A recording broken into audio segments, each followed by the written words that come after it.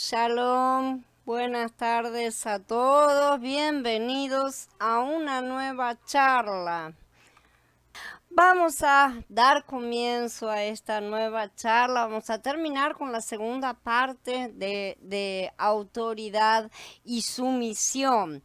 Hoy vamos a ver los requisitos de la autoridad delegada, ¿sí? Requisitos de las autoridades delegadas, primera parte. Elohim ha establecido autoridades en muchos lugares. En la familia están el esposo, los padres, los amos, ¿no es cierto? Por encima de nosotros están los gobernantes y los oficiales. En la congregación están los ancianos y los obreros. Cada autoridad delegada tiene sus propios requisitos. Examinemos los diferentes requisitos de cada una de estas autoridades. En primer lugar, vamos a ver los requisitos de las autoridades delegadas en la familia. El primero es el esposo. Las escrituras enseñan que la esposa debe someterse al esposo y que éste debe ser la autoridad. Sin embargo, existen requisitos que los esposos deben cumplir. Efesios 5 menciona 3 veces que el esposo debe amar a su esposa y que debe amarla como a sí mismo. Esposos amen a sus esposas, así como también el Mashiach amó a la congregación y se entregó a sí mismo por ella. De igual manera, los esposos deben amar a sus esposas como a sus propios cuerpos. El que ama a su esposa, a sí mismo se ama. Y por tanto, cada uno de ustedes ame a su esposa como a sí mismo y la esposa respete a su esposo. Esto pasó 15, 25, 28 y 33 del capítulo 5. Entonces, los que tienen autoridad deben cumplir los requisitos que Elohim les exige. No crean que no les va a ser cobrado y que cada uno puede hacer con la autoridad lo que bien le parezca. A un esposo como autoridad delegada se le exige que ame a su esposa. Si un esposo omite esta parte, ciertamente será enjuiciado por Yahweh en su determinado momento. Como modelo, sin embargo, del amor del esposo por la esposa, tenemos el amor de Mashiach por la congregación. Esto es un tipo. Cuando los tipos fallan en representar a aquel que es el que está representado en todos los cuadros, hay un problema y Yahweh se ocupa. Así como Mashiach entonces amó a la congregación, los esposos deben amar a sus esposas. Esto es una orden dada, ¿sí? Es un mandamiento. El amor que un esposo le tiene a su esposa debe corresponder al amor de Mashiach por la congregación. Para que un esposo mantenga la autoridad y represente a Elohim, debe amar a su esposa. Donde no hay amor, no estará la posición correcta. De manera que si el esposo no ama a la esposa y exige esa autoridad, la esposa debe obedecer, pero ese esposo será ciertamente castigado por su abuso de poder. En segundo lugar tenemos los padres, ¿sí? Los hijos deben obedecer a sus padres. Como autoridades delegadas, los padres también, sin embargo, deben cumplir algunos requisitos. Dice en Efesios 6, hijos, obedezcan en el Adón a sus padres porque esto es justo. Honra a tu padre y a tu madre, que es el primer mandamiento con promesa, para que te vaya bien y vivas largo tiempo sobre la tierra. Y ustedes, padres, no provoquen a ira a sus hijos, sino críenlos en la disciplina y la instrucción del Adón. Las escrituras dicen que los padres no deben provocar a ira a sus hijos. Aunque los padres tienen autoridad sobre sus hijos, deben aprender a controlarse. No pueden decir que por haber engendrado a los hijos y por criarlos pueden tratarlos como les plazca, porque no es así, no son de su pertenencia. Como su esposa, están bajo su responsabilidad, ¿sí? No son de su pertenencia, no están bajo su poder. Aunque Elohim nos creó, Él no nos trata como Él quiere, sino que nos da completa libertad, ¿sí? Por este motivo los padres no deben provocar a ira a sus hijos.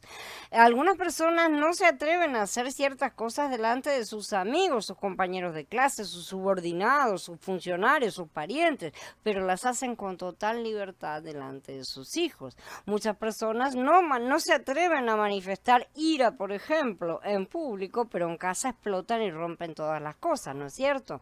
Esto no está bien, evidentemente. Lo más importante que los padres deben aprender a hacer es ejercer dominio propio, para que de esta manera esto sea transmitido a los hijos y deben permitir que el Ruach HaKodesh los controle.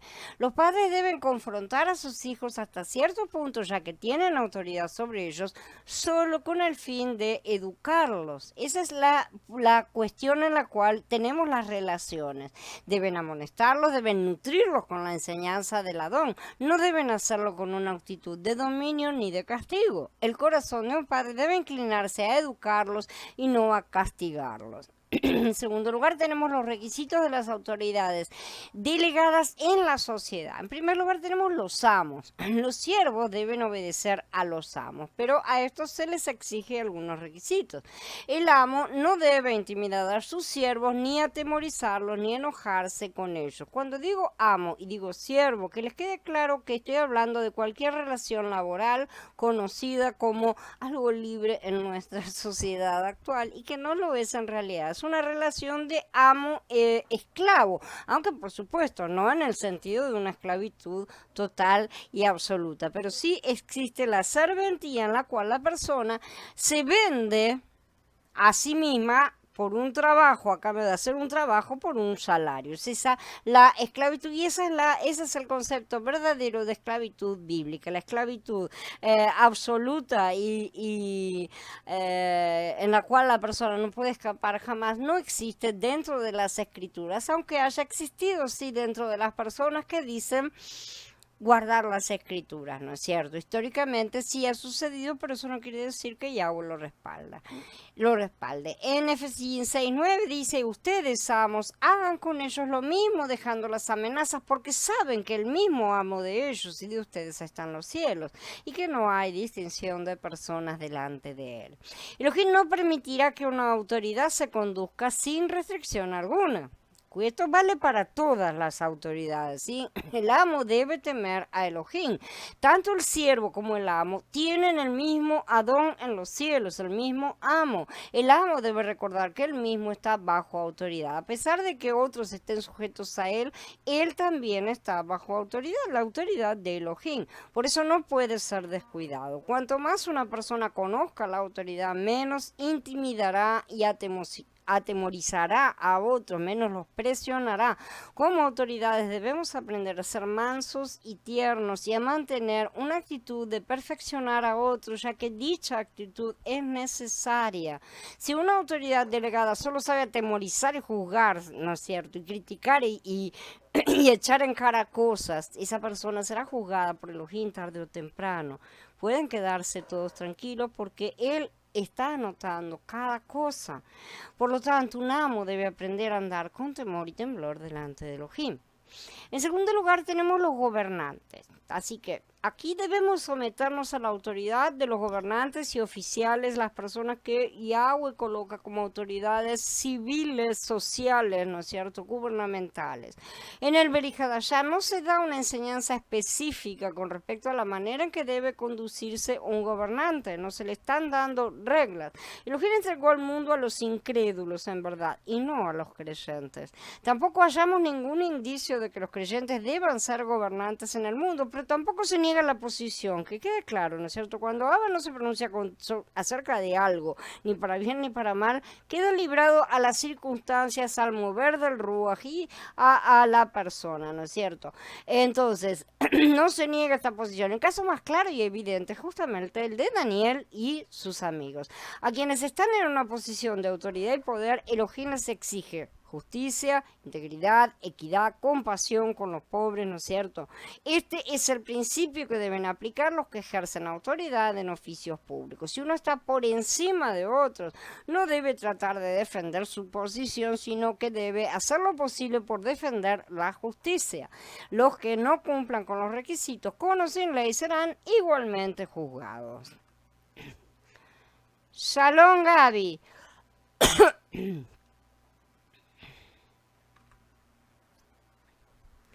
Requisitos de las autoridades delegadas, segunda parte. En tercer lugar, entonces, vemos los requisitos de las autoridades delegadas ahora en la congregación. En primer lugar, los ancianos de la congregación. Ellos son la autoridad en la congregación local normalmente. Todos los hermanos deben someterse a ellos. Que el anciano sea irreprensible, esposo de una sola mujer, que tenga hijos creyentes, que no sean acusados como libertinos o rebeldes.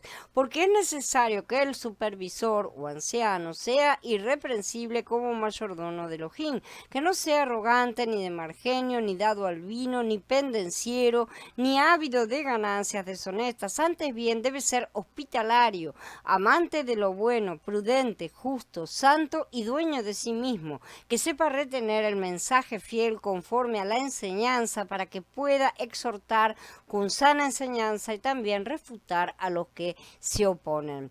Está escrito por Saúl en Tito en el capítulo 1. Aquí este capítulo habla de los requisitos básicos de un anciano: dominio propio y sumisión. Y en sí, vamos a recordar, estos son los requisitos básicos de cualquiera, ¿no es cierto? Solo que un anciano muy especialmente tiene que cumplir con estos requisitos o no puede acceder a estar guiando y ayudando a otros, evidentemente. Una persona inicua no puede hacer cumplir la ley y una persona rebelde no puede inculcar en otros la sumisión. Un anciano debe ejercer un estricto dominio propio. Muchas personas se caracterizan por la falta de disciplina, por lo tanto, para escoger a los ancianos debemos seleccionar específicamente a los que ejercen dominio propio. Elohim establece a los ancianos para que administren la congregación. En dicha función deben ser sumisos y tener dominio propio. Deben esforzarse por ser un modelo para los demás en todos los aspectos. Elohim nunca escoge como anciano a una persona que siempre quiere ser el primero, como Diótrefes, ¿no es cierto?, que aparece en la tercera epístola de Viajan. Los ancianos son la mayor autoridad en la congregación local y es por eso que deben tener justamente este dominio propio. Quien quiere que todos los hombres se salven y que lleguen al conocimiento de la verdad, dice en Timoteo Aleph 3, porque hay un solo Elohim y un solo mediador entre Elohim y los hombres, Yahshua el Mashiach, hombre. Aquí se menciona otro requisito básico de un anciano: debe gobernar también bien su casa, lo cual no se refiere a gobernar ni a los padres ni a la esposa, sino principalmente a los hijos, o sea, haber sabido educar a sus propios hijos, porque cómo podemos, ¿no es cierto?, si la persona tiene hijos rebeldes, es complicado entender que pueda transmitir el mensaje, ¿no es cierto? Difícil es esto en nuestras épocas, en las cuales venimos de tanta confusión, ¿no es cierto? Pero dentro de todo se pide que tenga una buena transmisión de esa educación. Un anciano debe enseñarle a sus hijos a andar sobriamente y a ser obedientes en todos. Uno debe ser primero un buen padre antes de ser un anciano. Es necesario que nosotros tengamos esa postura interna, ¿no es cierto?, antes de poder ayudar a otros. Para ayudar a otra persona tenemos que ser primero padres y madres en nuestro interior, y realmente el ejercicio real de esas cosas nos da mucha ayuda. Por algo Abba lo ha colocado. Uno tiene que ser entonces la autoridad de la casa en primer lugar antes de ser un anciano en la congregación.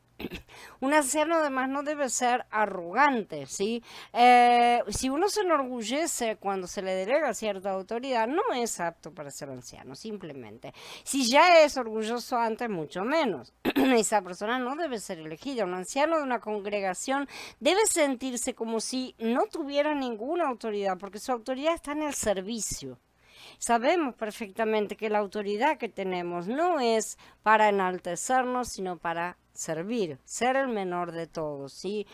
Si esa persona está siempre consciente de su autoridad, no es apta para ser un anciano ni para administrar los asuntos de la congregación. Solo los necios y los ignorantes son orgullosos, porque solo la carne se enorgullece de lo que no es. Esas personas no pueden evitar la tentación de tomar para sí la gloria de Elohim, ni se les puede encomendar la comisión de Yahweh. Una vez que se les entrega algo, caen en la trampa, y eso también puede ser una piedra de tropiezo justamente para esas personas que también se debe evitar colocarles.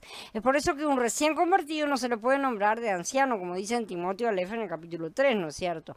La palabra griega ahí se traduce recién convertido, ¿no es cierto? Se usa para aludir a un novato en cualquier oficio, ¿sí? Alguien que es un novicio, un novato.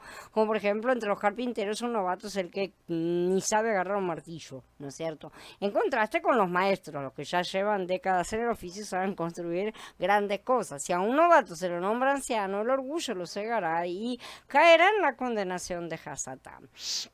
En cuarto lugar tenemos los que sirven en la obra del Adón.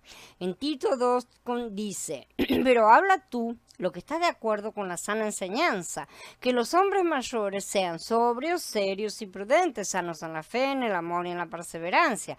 Asimismo, que las mujeres mayores sean reverentes en conductas, no calumniadoras ni esclavas del mucho vino, maestras de lo bueno, de manera que encaminen en la prudencia a las mujeres jóvenes, a que amen a sus maridos y a sus hijos, a que sean prudentes y castas, a que sean buenas amas de casa, a que estén sujetas a sus propios maridos, para que la palabra de Elohim no se desacredite. Aquí se enumeran los requisitos de las personas a quienes se le delega autoridad en la obra, diferentes cargos, diferentes cosas, ¿no es cierto? No es que tengan títulos o credenciales o nada por el estilo, sino que están encargados de hacer diferentes cosas. Tito no era un anciano de la congregación, sino un obrero del Adón. Había sido puesto al frente de la congregación de Creta, pero no era un anciano todavía. Shaul encargó a Tito que exhortara, sin embargo, a ciertos hombres, porque Tito era muy crecido espiritualmente. Él no solo debía hablar en público, sino también exhortar a algunas personas una por una. Debía convencer a los hombres con toda autoridad. Al mismo tiempo, no debería permitir que lo menospreciaran en sus palabras ni en sus hechos. A fin de que otros no nos desprecien, debemos santificarnos. No podemos dar pie absolutamente a nada. Justamente, si somos iguales a los demás en muchos aspectos y andamos siempre a la que te criaste, si somos desordenados, descuidados, desenfrenados en nuestra vida diaria, los demás nos van a menospreciar, van a decir de qué estás hablando.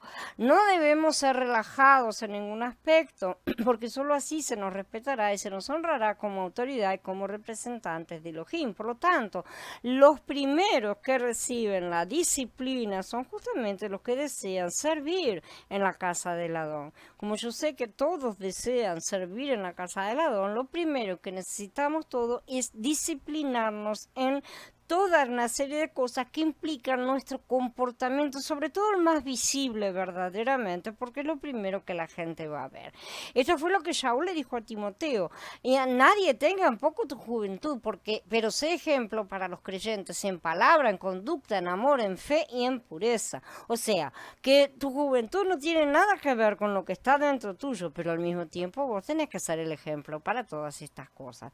Aunque un obrero no debe buscar la gloria ni el honor de los hombres, tampoco debe ser menospreciado hasta el punto de perder su porte santo, ¿no es cierto?, su postura. En todo el Berihadashá, Shaul solo dirigió 2 de sus epístolas a colaboradores jóvenes que fueron Timoteo y Tito, ¿no es cierto? En estos libros, Shaul expresa reiteradas veces que un obrero no debe ser menospreciado, sino que debe ser un modelo en todo. Por lo tanto, debemos evitar todo lo que provoque menosprecio.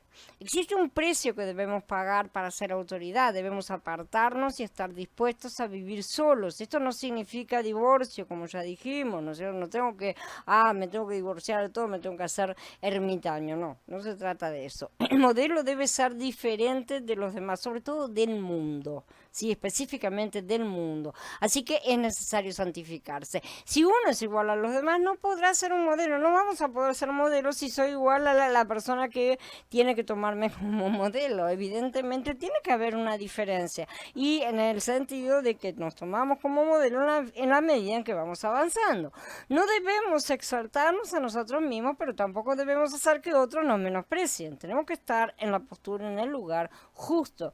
En el péndulo tenemos que estar en el medio. Debemos santificarnos siempre y no debemos andar hablando livianamente, ¿no es cierto? Debemos aprender en el Adón a separarnos. Un obrero no debe ser arrogante, pero tampoco debe dar lugar a que otros lo menosprecien. Si un obrero se halla en una condición muy común, muy baja, no será apto para la obra y habrá perdido su utilidad y su autoridad. Un obrero debe también aprender a mantener su posición y la autoridad que Elohim le delegó. La autoridad se manifiesta cuando hay separación y se ve una diferencia. Lo más importante, la autoridad delegada es que representa a Elohim. Ese es el punto esencial. Ser una autoridad va a la par de ser un modelo. Este es un asunto muy serio. Una autoridad delegada es una persona que representa a la autoridad, no uno que impone una autoridad. Finalmente, Yahweh juzga los errores de la autoridad delegada. En Bamidbar 30, en el Pasuk 13, vemos que Elohim respalda a la autoridad que él delega. Dice que un esposo puede ratificar el voto de su esposa o anularlo. Por un lado, Elohim le dice a la esposa que se someta al esposo, ¿sí? Y por el otro, él respalda la autoridad del esposo. Él está respaldando esa autoridad. Le dice, sometete a él porque yo lo respaldo. Si el esposo anula tanto el voto como el juramento de la esposa, ella debe someterse. Al quebrantarlos, no se le cuenta a ella como pecado, pero el esposo va a tener que llevar sobre sí la iniquidad de ella. Si una mujer ha hecho un voto, un compromiso, ¿no es cierto?, de alguna cosa, una promesa, y el marido lo anula, esa mujer queda liberada de su pecado de haber quebrantado esa promesa y de no cumplir su voto, y ese pecado le es imputado a su esposo, a la cabeza. Así que cuidado con andar hablando y diciendo y anulando y diciendo cosas, ¿sí? A veces es necesario, sobre todo en el caso de hijas jóvenes o hijos jóvenes que son pequeños y se comprometen en cosas que no corresponden. Supongamos que una persona a quien Elohim ha delegado autoridad propone algo equivocado y quienes están sujetos a ellas se someten.